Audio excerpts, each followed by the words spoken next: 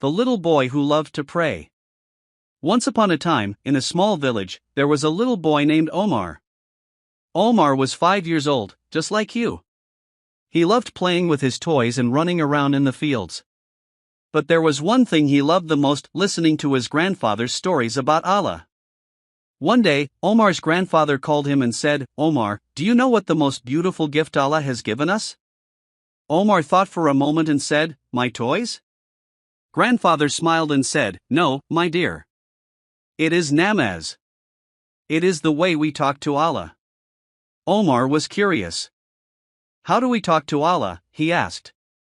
Grandfather explained, "When we pray, we say beautiful words to Allah, and He listens to us. We ask Him for help, and He blesses us with happiness." Omar wanted to try it.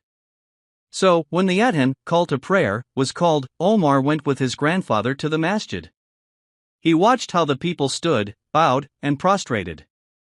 "Why do we do this?" Omar asked. Grandfather said, "Every time we pray, Allah forgives our small mistakes and makes us better people. He gives us light in our hearts." Omar was amazed. From that day, he never missed his prayers. Whenever he prayed, he felt happy and peaceful, just like his grandfather had told him.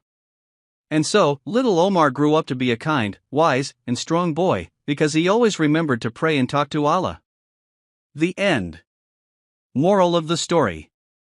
Namaz is a special gift from Allah.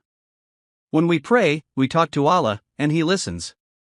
Namaz makes our hearts pure and fills us with light.